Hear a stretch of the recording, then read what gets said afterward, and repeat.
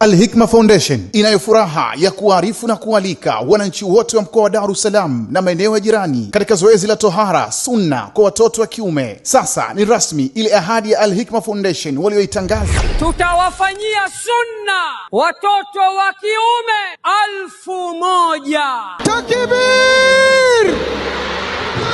Takbir!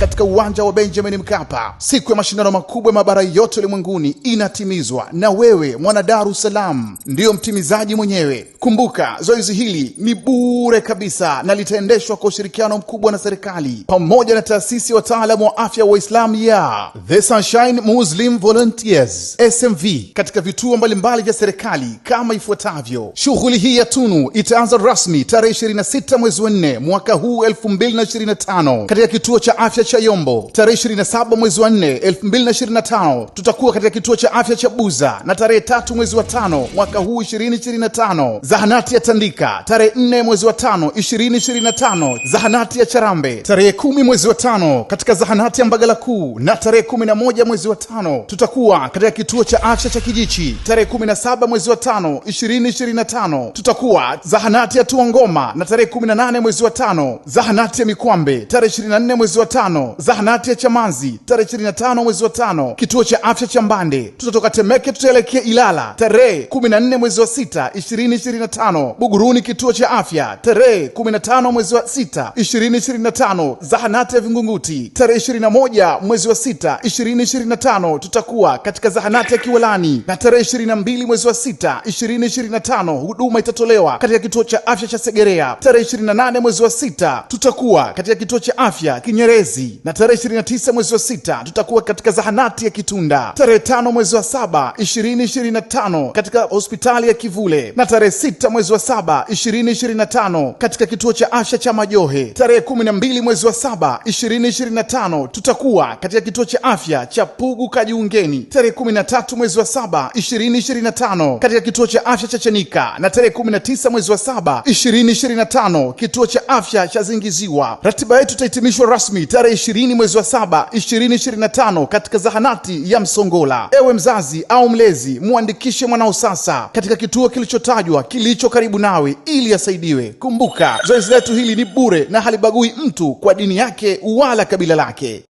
Kishki TV, nuru ya dini yako.